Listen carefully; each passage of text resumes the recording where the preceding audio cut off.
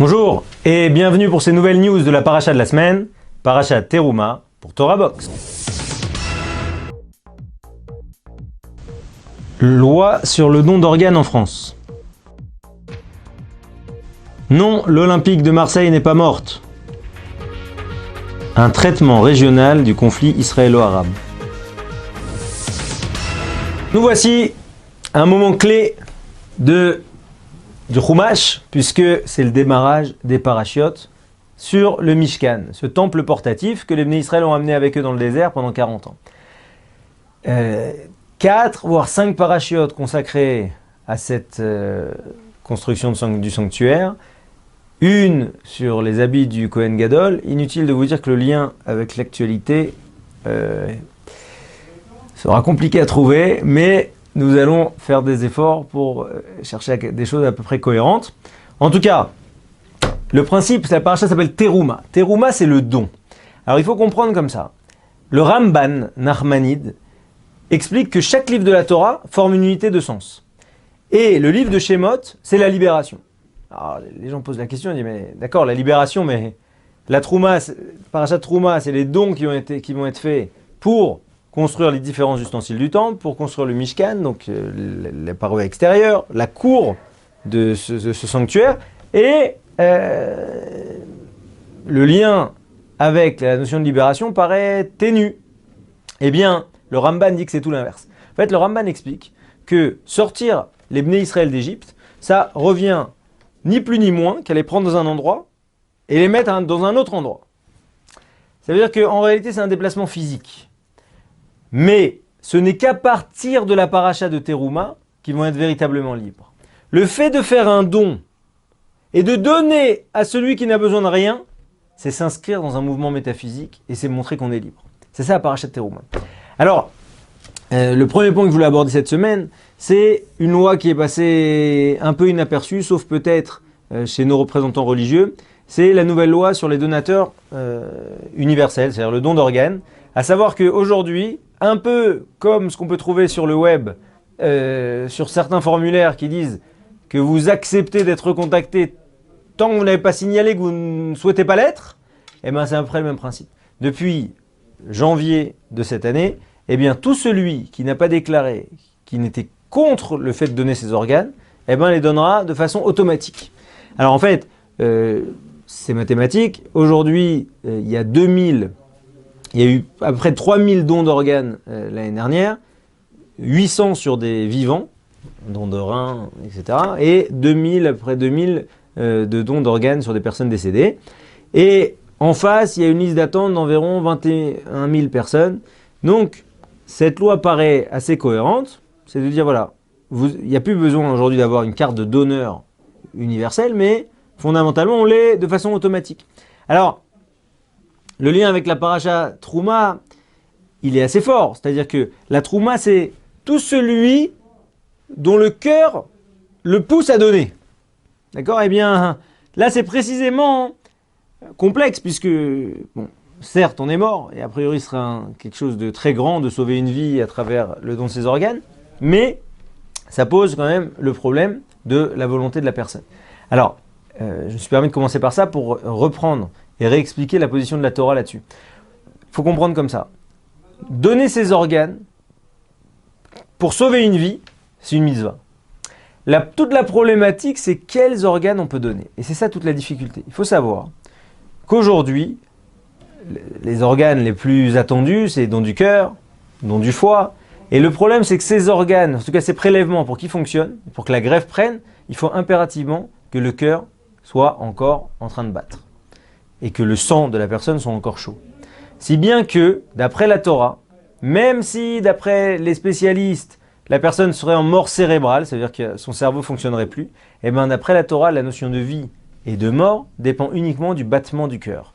Si bien que donner un cœur, prélever le cœur d'une personne dans les conditions optimales, c'est-à-dire quand son cœur bat encore, c'est ni plus ni moins pour la Torah qu'un meurtre.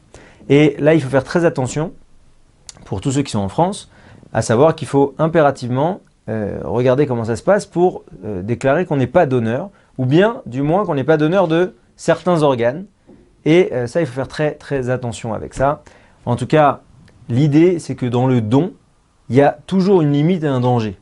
C'est-à-dire que c'est beau de se donner, de soi, mais il faut faire très attention jusqu'où on peut donner. C'est pas pour rien d'ailleurs que dans le Maaser, le fait de donner une partie de ses revenus, eh bien les sages ont limité le Maaser, Minatora, à 20%. Pourquoi? Parce que si Akadosh Baruch Hu nous a donné une bracha d'argent, une bracha financière, c'est pas pour la dilapider.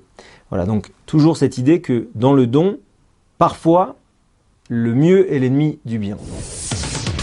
Alors en parlant de don de soi, on est forcé de revenir sur le classico de dimanche. Pour les fans de foot, eh ben vous savez que l'Olympique de Marseille a littéralement été étrillé. La gifle, la fessée, c'est un peu les grands titres des journaux sportifs ou non.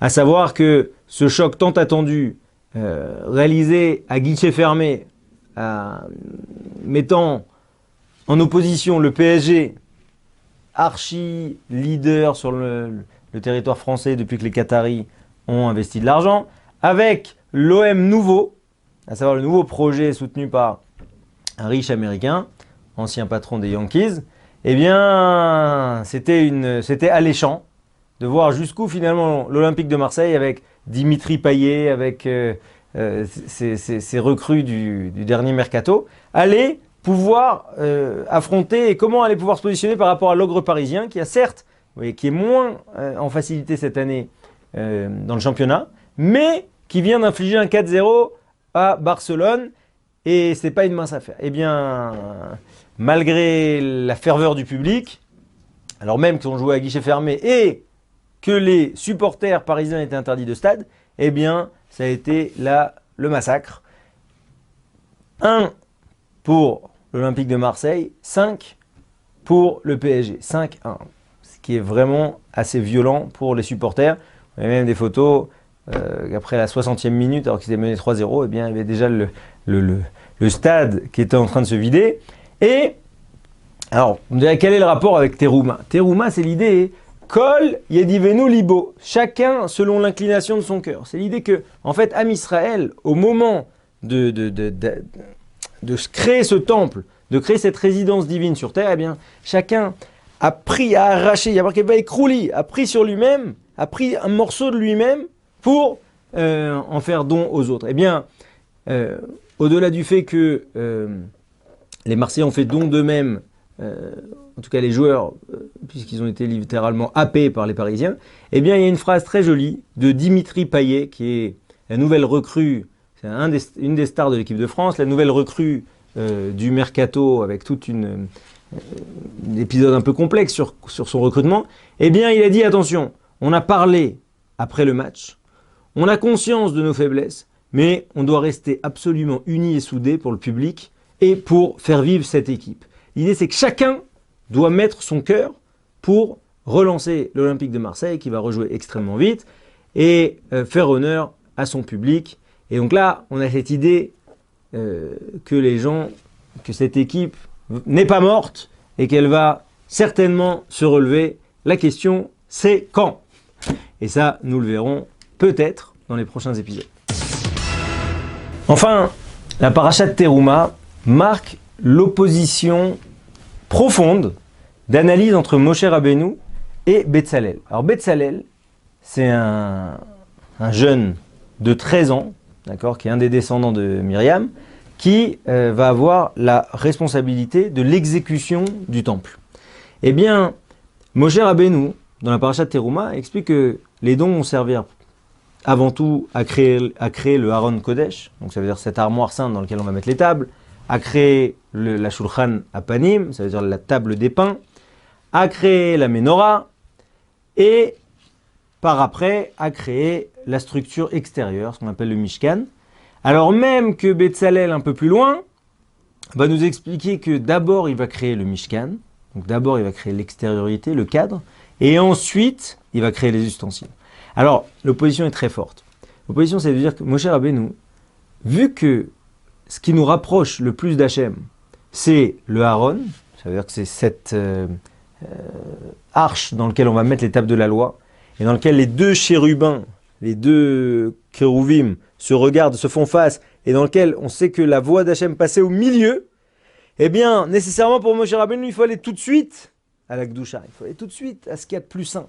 Que Betzalel dit non. D'abord, il faut un cadre. Il faut installer les gens. Et une fois qu'il y a ce cadre, il y a cette solennité, eh bien, on va être capable de se rapprocher d'Hachem en allant vers les ustensiles. Eh bien, toute proportion gardée, c'est un peu l'approche, la nouvelle approche de l'administration américaine quant à la résolution du conflit au Proche-Orient. Alors, on a vu depuis des années que les points clés de la Gdusha, le statut de Jérusalem, le statut de Hebron, le statut des endroits vraiment saints, posera extrêmement problème et finalement, on ne trouve absolument pas de terrain d'entente. Donc en fait, l'idée aujourd'hui de l'administration Trump, au travers notamment le gendre qui a la mission d'essayer de trouver un plan de paix, c'est principalement d'en faire quelque chose d'annexe, d'accord, de secondaire. Savoir que d'abord, il faut créer un cadre. On va d'abord essayer de créer un plan de paix régional avec les grands pays sunnites, l'Égypte, l'Arabie Saoudite, les Émirats, etc., qui finalement aujourd'hui ont une menace commune qui s'appelle l'Iran et qui serait plus à même de créer un lien plus profond avec Israël, et dans une certaine mesure la Jordanie aussi. Et après, une fois qu'on aura calé ça, ce plan de paix régional qui concernera 150 à 200 millions de personnes, à ce moment-là, on va pouvoir... Une des résolutions sera le statut de Jérusalem, le statut des réfugiés, etc. Donc en fait, on voit cette idée-là, à savoir l'importance du cadre, où l'idée est que potentiellement, on peut s'émanciper du cadre pour se plonger immédiatement dans les choses les plus profondes. Eh bien, c'est un challenge personnel, un challenge collectif, et challenge auquel chacun doit pouvoir répondre dans son rapport à Hachem. Est-ce qu'il doit aller doucement, est-ce qu'il doit créer un cadre, etc. Ou bien, au contraire, quand les gens, certains font tchouva, ils ne lâchent plus leur Gemara, du jour au lendemain, ils font Shabbat, et après Shabbat, ils font attention à la cache-route, ils font attention à l'étude, etc., etc. Parce qu'ils sont happés par la Gdusha. Pour certains, ça fonctionne. Pour beaucoup, ça ne fonctionne pas. Et en tout cas, il faut savoir comment se situer par rapport à ça. Shabbat Shalom et à très bientôt.